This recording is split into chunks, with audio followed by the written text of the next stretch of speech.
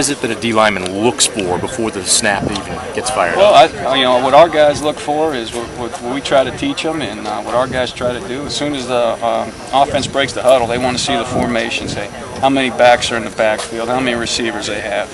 Okay, so when you go through the week with the cell scouts and the study, looking at the tape, teams have some tendencies. So we're trying to get an advantage. Hey, look at what they do. There's only a certain amount of things they can do out of these formations. So we want our guys to become students. We want our guys to study. So we're telling them to be thinking.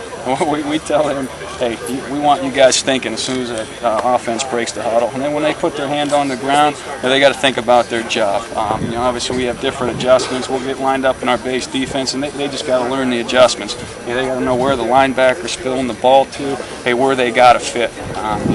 The one thing we always talk about, we don't want two guys in the same gap, and so that's the big thing with us. We got two guys in the same gap. It's not going to be fun. So those are the things we try to.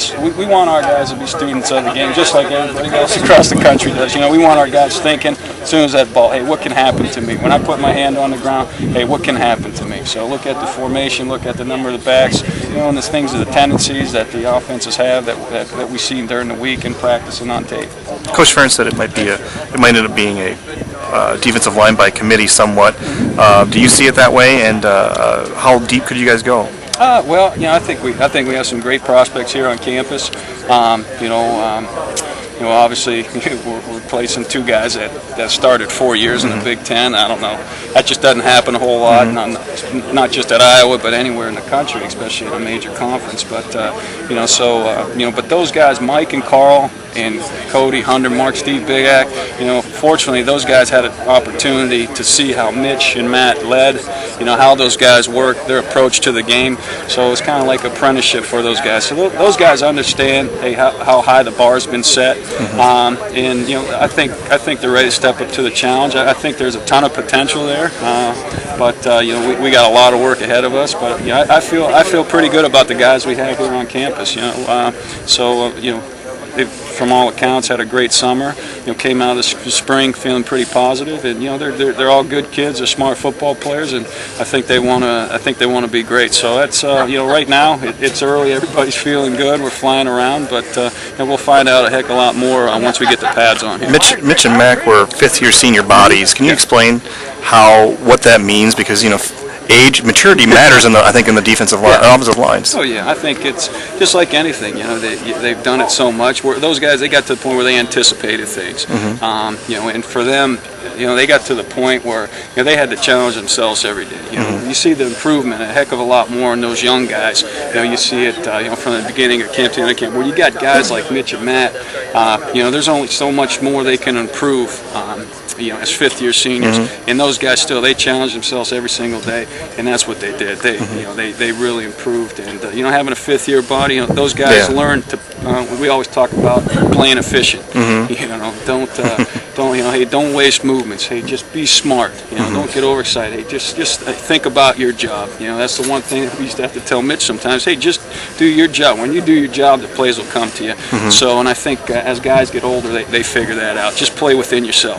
Do you lean on the ends a little bit more too? Those guys, Adrian and Christian, they played more. Oh yeah, definitely. Those guys, they've been around here a lot. They've played in the Big Ten, and they've played in some tough ball games. So we're looking for those guys to step up, and they have to be leaders, and they got to take those young guys underneath the wing, and just like when Matt and Mitch took over that role. They had Babineau, they had Roth, they had Lubke and Robinson. They had guys that showed them the way. Like we always talk about, the bar was set long before we were here, and the bar will always stay high. We'll always be trying to reach that level long after we're gone here. But those ends, they played a lot of football.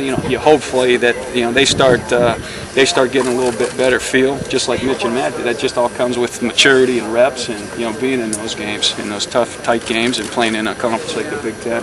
Carl's one of those guys who can make 260, 270-ish work because he understands leverage and is very technique oriented. Carl's he's one of those guys. He's got to be perfect with. There's not a whole lot of margin for for air with Carl, and you know, that's really across the board. You know, whether you're 300 pounds or you're 250 pounds, if you're playing with your pads high, it's going to be a long day. So you know, from across the board, no matter what the guys weigh, how tall, and we're all trying to stress the same thing. You know, pad level, leverage, just getting inside. I mean, really, when you look at the offensive defensive line, we're trying to battle for the same things. You know, we're trying to get pad under pad and trying to knock. They're trying to knock us back, and we're trying to knock them back. So you know, it's but Carl's a guy that he's got to play. That, you know, for him to be successful, he's got to play with great leverage and great technique. Can you talk about Binns? Is he kind of like the, you know, kind of an unofficial starter, because you know he showed something last year? Yeah, you know, the one thing about Broderick's just a smart football player. You know, has great awareness, especially for a young guy last year. You know, kind of came on strong, especially at the end of the year. Made a bunch of plays for us in big football games. You know, sometimes when you get caught up in the season, you don't realize how much impact a guy had on your football team. Then you go back after recruiting, you look at cut-ups and things like that, and like, man, I didn't realize Broad played this much. You know, he's a heck of a football player. So you know, we got to find ways to get that guy on the field more. You know, and that's like I told my guys every meeting we start. They control the depth chart. Hey, if there's 8 guys that deserve to play, we'll play 8. If there's 4, we'll play 4. If there's 12, we'll play 12. You know, but you know, those guys control the depth chart, and you know, they earn it out here in the practice fields. Will his progress, will that perhaps maybe, you know, the question about maybe Adrian or Christian moving down the inside of it, have you guys gotten that far yet? No, we really haven't. We really haven't talked about that or anything. You know, barring injury or anything serious happen, you know, I don't see us doing that. I think collectively inside, you know, we should have enough. I think there's a ton of potential in there. So you know, I'm hoping that you know, those guys will step up. You know, Coach always talks about stories. You know, you look at last year, Sean Green and things like that. You know, there's got to be some stories with this year's team, the 2009 team also. So you know, I'm hoping that one of those stories comes from the defensive line. But